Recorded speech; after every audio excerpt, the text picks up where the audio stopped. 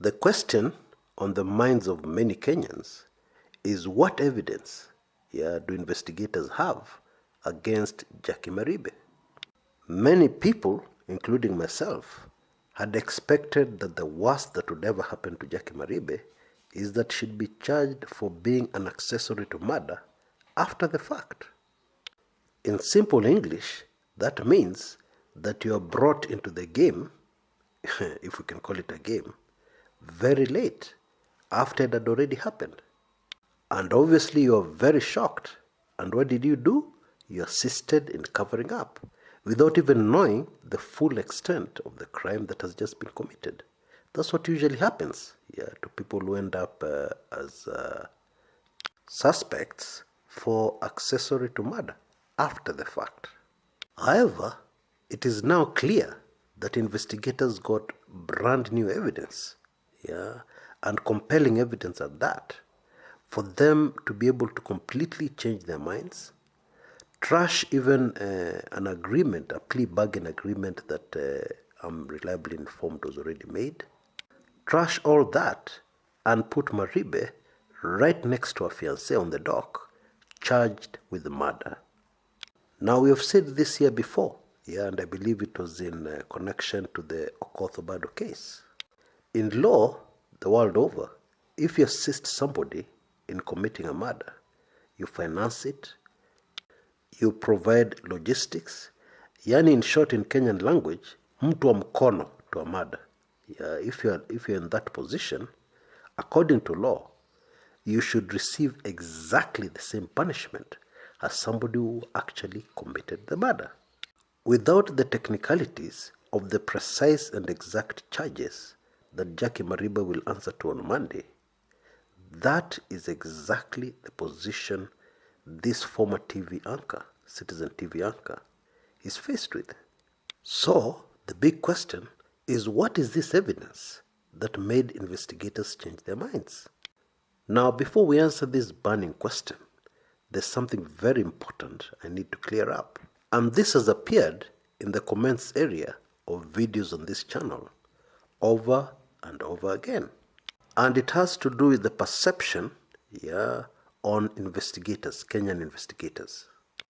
Now, I've already said here before that most Kenyans believe our investigators have always been incompetent.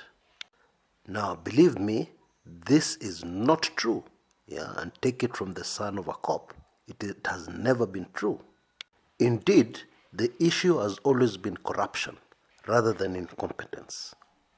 You have committed a murder, so all you do is that you bribe the prosecution so that the prosecution actually starts cooperating with the defense. Of course, in public and even in court, you put on your act. You pretend that you're very determined to prosecute. But behind the scenes, the bribed prosecutor has already taken care of the evidence. If I can give a hypothetical example of what I'm talking about, they could switch the murder weapon. And then the defense blows holes and proves actually that that is not a murder weapon, or that murder weapon cannot be linked to their client. And then, of course, the prosecution side pretends they don't know what is happening. They pretend to be totally confused. So what kind of image do you think prosecutors will get? That of being idiots, people who do not know what they're doing, which they will not mind if their bank account is growing in leaps and bounds. That is the gist of what has been very rotten with our criminal justice system in Kenya. And that is why, and I'm sure most of you have heard this phrase, that Kenyan jails don't actually hold criminals. The criminals are still out there. The serious criminals. The people in jail are mostly people who have been framed. And people who did not have the cash to fix things. Or to put it more bluntly, they didn't have the cash to win the case. Now, what I want to emphasize here is that over the last few years, a lot has changed. Although the judiciary is still not corruption-free, corruption has reduced considerably. And then, this is very significant, there's been a lot of input from donors to improve the criminal justice system. This includes technical support and training to investigators before the Criminal Investigations Department would rush a case to court with very flimsy evidence. Of course, this was very deliberate, because the investigations would be completed as the case was ongoing, and it would all depend on the cash coming in. Enough cash coming in the form of bribes, and that investigation would never be completed correctly, and therefore they would not end up with a conviction. Not enough cash coming in, and the investigation would be completed, and they would get a conviction. Now, keen observers will have already noticed that the Criminal Investigation Department is operating very differently. This department is of course now called the Directorate of Criminal Investigations, and these guys are very cautious these days. They are more cautious with the precise charges that they want to pin on a suspect. Gathering of evidence is much more meticulous. In the old days, when the AG was also the public prosecutor, it was very difficult to hear that the AG had returned a file to the CID for further investigations. In the old days, that only used to happen, when there have been orders from above. It had absolutely nothing to do with the actual evidence on the file being returned. These days, it's very normal for the DPP to return files to investigators with adjustments. Very normal. Now back to the evidence against Maribe. Now the way this case is, all the evidence against Maribe is very closely linked and based on the evidence against Joey Rungu. And so, let's start with the evidence against Joey. And it starts with Joey's phone being placed at the scene of the crime at the time the crime happened. His fingerprints are on the duct tape that was stuck around the victim's mouth. Now, if you can allow me to back up a little, whoever killed Monica Kimani was not aware of the technology that was used to trace Joey's phone to the scene of crime. At least they were not aware that that technology is now widely being used by investigators in Kenya, even though this information is in the public domain. Now, the late Monica Kimani's phone was found right next to the body, and my assumption is that it was wiped clean. Anybody looking through that phone and the records would not have found any connection to the killers. The calls and messages would have been deleted, and it would have been assumed that this would have wiped out all evidence and all links to the possible killers of Monica Kimani. Now, before you are able to match any fingerprints, you need the fingerprints of suspects. And for you to have a suspect, you have to start by first linking them to the crime. And so, even if you collect all the fingerprints in the place and you have no suspects to match them with, you're not going to be successful in that investigation. Now, there were also traces of saliva on the duct tape, suggesting that somebody used their teeth to cut it. Now, DNA technology is absolutely amazing. Indeed, DNA technology has really helped investigators all over the world crack a lot of very complicated cases. The discovery and then adoption of DNA testing technology into solving crimes has even gotten innocent people out of jail. Now, many people are still not familiar with the DNA testing and how it's done. And of course, investigators are not willing to call a press conference to explain to people, especially Kenyans, in great detail how DNA testing is done for obvious reasons. The less the general public knows about this, and especially would-be criminals, the better. Because people will commit crimes and think that they've gotten away with it, only to be nailed by DNA testing. Now, DNA testing does not require blood. If somebody drinks from a bottle of water and then chucks that bottle of water into a dustbin, that is a perfect sample for DNA testing. In fact, investigators the world over regularly take DNA from suspects without their knowledge, which is illegal. Yeah. But then when they test it and it comes back positive, they then process the paperwork, get the authority to actually get DNA from you when they already know what the results are.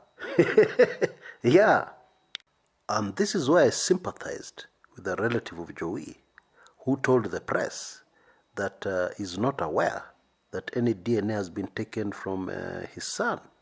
The assumption must have been taking DNA from anybody is a very elaborate, complicated, long process, which may involve drawing blood out of the person. Not true, of course, not true at all. Now, this saliva on the duct tape is undergoing tests, and I'm not aware of what the results are. But if they end up matching with those of the prime suspect, that is even more damning evidence. Then there's evidence from CCTV cameras, evidence against Joy Rungu. Now we know, at least most of us do, that the cameras within the apartments where Monica used to live were mysteriously disabled. They were not working on the day the crime happened. However, there are CCTV cameras all over Nairobi, some of them visible, most of them not. In fact, most of them are not visible. These CCTV cameras obviously have timestamps, and these cameras show Joey Irungu, close to the scene of crime and making his way away from the scene of crime as he drove back to Langata in Maribe's car. Remember that there are also CCTV cameras in the adjacent apartments which were working on that night. Now, Maribe's problems start with her car, because even if you're not involved in a crime, if somebody uses your car, and especially if that person is out with your car very late into the night, into the early hours of the morning, it's very difficult to convince somebody that you have no idea, or you had no idea where your car was. Now, there's one very critical DNA test, against Maribe's DNA, and investigators have not made it clear precisely where this DNA was found. But they have told us that if that test came back positive, it would link Jacque Maribe to the murder. Now, the super interesting thing here is that the suspect who was released recently, Brian Kasaine, is bound to have a lot of information that will either delink or clear Jacque Maribe from this crime. Now, he has already told police that the couple borrowed paraffin from him. They tried to get paraffin from him to burn something. We know that whatever they burnt was burnt using aerosol cans. That was what was used to flame the fire and make sure that they burnt what police believe was evidence crucial to this case. Now, of course, Kasaine got involved in the happenings of that fateful night after being asked for paraffin. He also got involved via his firearm. Taking the circumstances into consideration, Bwana Kasaine would have known if Jacque Maribe had been in or out. Because when they were asking him for paraffin, how was Jacque Maribe dressed? Did she look like she had just come from out? Or did she look like somebody had woken her up? Also, the burning of the clothes links Maribe to the crime, at the very least as an accessory after the fact. Clothes and stuff are being burnt in your house. This is not usual. It's not a normal occurrence. Why are they being burnt? Where are they from? Chances are that you'd know the answer to those questions, even as you assist in the burning. Or even as the smell of burning clothes and other things comes from your backyard of your own house. Surely you would know the answer, or at least you would ask. If you are not involved, the right play to exonerate yourself would be to call the police and tell them, or at least report, some mysterious things were being burnt at the back of my house, and I suspect a crime has been committed. This is what the law would expect from you.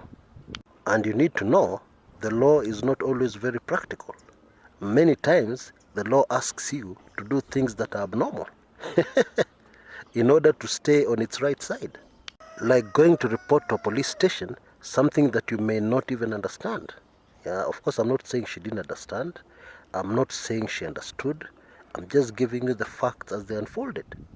Of course, this will come out very clearly when the prosecution produces its precise evidence in the murder trial.